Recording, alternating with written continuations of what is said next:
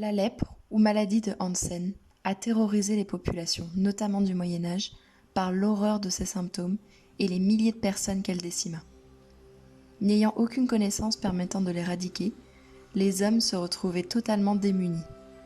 Il ne leur restait plus qu'à tourner leurs yeux vers le ciel en espérant une aide divine. D'où vient cette maladie? Comment se propageait-elle? Quelles en furent les conséquences? Je vous laisse le découvrir. Bonjour et bienvenue dans ce nouvel épisode de Voyage dans le temps.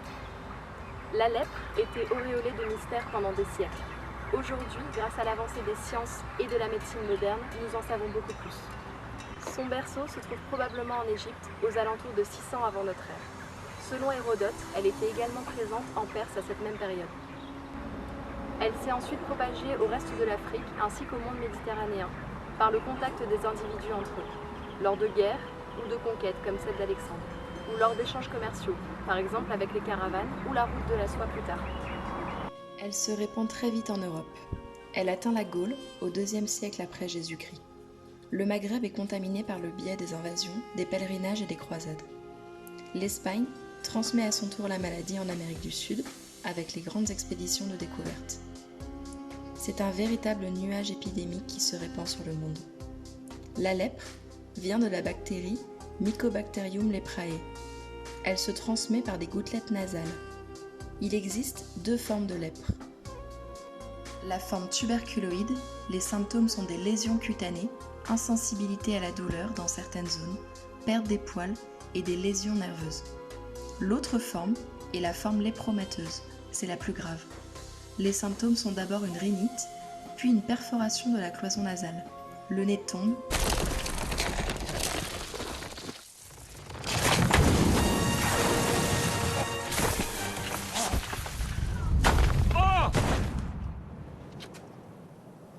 Oups.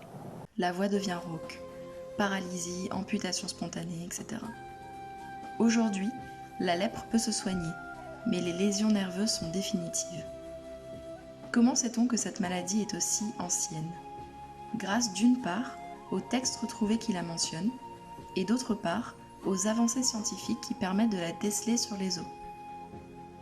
Maintenant que nous savons ce qu'est la lèpre, concentrons-nous sur la façon dont elle est perçue par ceux qui côtoyaient des lépreux au quotidien. La maladie est quasi systématiquement reliée aux croyances ou à la religion. La lèpre ne fait pas exception. Quelle que soit l'époque ou la région du monde, elle a toujours une connotation négative. En Mésopotamie, dans l'œuvre littéraire de l'épopée de Gilgamesh, le roi est touché par la maladie après avoir offensé la déesse Ishtar, déesse de l'amour et de la guerre. En Égypte, il se disait que les Hébreux avaient dû s'exiler du pays parce qu'ils avaient la lèpre. L'idée qu'elle proviendrait de démons, de forces maléfiques ou de colère divine a commencé à germer dans les esprits. Les lépreux furent perçus comme des pécheurs, coupables de tous les maux, sexualité débridée, pratique de la magie, imagination ou pratique jugée perverse. Le rapport entre maladie et âme impure était étroit. En 1321 a lieu la grande persécution des lépreux. Ils sont accusés par le dominicain Bernard Guy d'avoir empoisonné l'eau des puits. Par ordre du roi Philippe V, ils sont arrêtés, torturés, brûlés vifs ou enfermés à vie. Cela ressemblait beaucoup aux chasses aux sorcières. La répression fut particulièrement sévère en Périgord. La lèpre est un prétexte au racisme et aux discriminations, puisque la croyance voulait que cette maladie ne touche que les classes moyennes ou basses de la société, par manque d'hygiène et ou de mauvaise conduite, et les peuples dits primitifs. Cette idée a bien vite été écartée quand les gens se sont rendus compte que n'importe qui pouvait tomber malade. Quand les nobles sont atteints, ils sont rejetés à leur tour et la réputation de la lignée est salie. La lèpre est très peu présente dans les textes de l'islam. Au Japon, dans le shintoïsme, lèpre et péché sont les mêmes mots. Ils découlent tous deux de mauvaises actions dans les vies antérieures, de mauvais karma. Il faudra attendre 1996 pour que les lois contre les lépreux soient abrogées. Dans l'Ancien Testament est relaté un épisode où Myriam critique Moïse parce que celui-ci a épousé une femme couchite. Dieu se mit en colère et lui dit « Comment donc n'avez-vous pas craint de critiquer mon serviteur Moïse ?»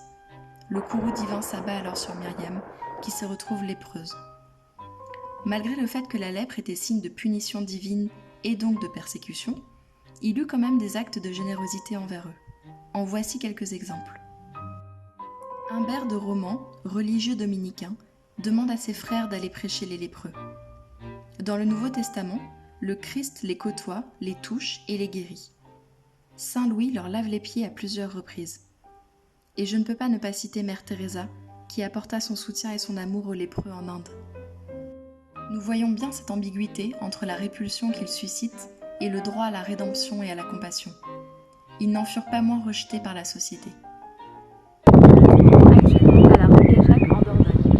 Dans ce village se trouve une ancienne léproserie que l'on peut voir juste derrière moi. Le château de la Roque-Gajac porte d'ailleurs le nom de château de la Malartrie, en rapport avec les léproseries qui sont à proximité.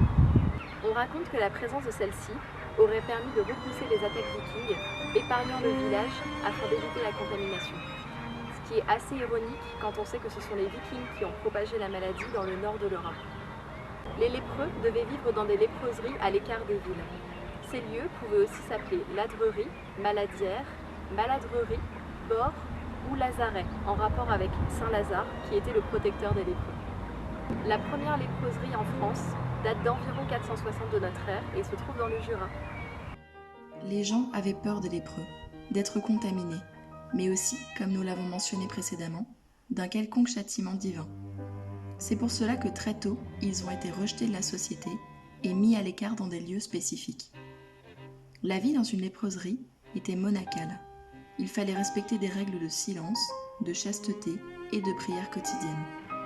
Ils n'avaient pas le droit de sortir, sauf autorisation exceptionnelle, pour effectuer un pèlerinage, faire l'aumône ou transmettre un message à une autre maladrerie. La plupart contenaient 5 à 8 malades, mais les plus grandes pouvaient en héberger jusque 65. L'espérance de vie n'était pas longue, entre 3 et 5 ans. Certains lépreux, ne voulant pas de cette vie recluse, se retrouvaient dans la rue livrés à eux-mêmes. Ils devaient mendier ou créer des communautés de forains ou de brigands. On les appelait les lépreux gyrovagues. Le but de ces établissements, en plus du fait de les éloigner du monde, était avant tout de leur apporter des soins. Comment diagnostiquait-on la maladie ? Les dénonciations entre voisins ou membres d'une même famille étaient fréquentes. La personne suspectée d'être malade devait passer l'épreuve, c'est-à-dire un examen. Un autre lépreux, puis plus tard un chirurgien barbier ou un médecin, sentait la laine, demandait aux patients de parler, observait les urines et le sang. Il observait aussi les éventuelles lésions sur le corps et piquait le talon avec une aiguille afin de tester la sensibilité. Si la personne se trouvait être contaminée, elle était déclarée symboliquement morte et envoyée dans une léproserie. Durant l'Antiquité et au Moyen-Âge, on croyait à la théorie des humeurs. Les 4 humeurs sont le sang, la lymphe, la bile et la bile noire. La maladie proviendrait d'un déséquilibre de ces humeurs. Les médecins pensaient aussi que le chaud, le froid, le contact avec les lépreux, les fantasmes, les péchés et l'impureté favorisaient la maladie. Toutes sortes de traitements sont imaginés, aussi peu efficaces les uns que les autres. Pansement des plaies, bains aux herbes, application de crèmes contenant parfois du bitume ou des os d'animaux broyés. Oh, pourquoi ça pue ? Il faudra attendre 1847 pour que les premières études scientifiques soient faites en Norvège. Rien ne fonctionnait réellement. Les discriminations et les rejets s'accentuaient. Quand un lépreux se trouvait en dehors de la léproserie, il devait agiter une petite cloche pour prévenir de sa présence. La lèpre pouvait être une cause valable de dissolution d'un mariage. Ils devaient porter des gants, ne pouvaient plus exercer de métier. Leurs biens revenaient à la léproserie. Ceux qui s'occupaient des lépreux devaient coudre un grand L sur le côté gauche de la poitrine ou un morceau de toile rouge. Leur souffrance ne devait pas être que physique, mais aussi psychologique. Peu à peu, la lèpre régressa en Europe, dès le XVIe siècle, grâce aux meilleures mesures d'hygiène et à de plus grandes connaissances en médecine. Aujourd'hui, la maladie touche environ 250 000 personnes par an dans 32 pays, malgré la création d'un traitement efficace. Les lépreux sont toujours victimes de discrimination. En 2008, l'ONU déclare « Toute personne atteinte de la lèpre, ainsi que les membres de leur famille, doivent être traités avec dignité, comme des individus. et sont en droit de bénéficier des droits et des libertés fondamentaux de la personne humaine. Je vous remercie d'avoir regardé cette vidéo, j'espère qu'elle vous a plu et je vous dis à bientôt dans un prochain épisode.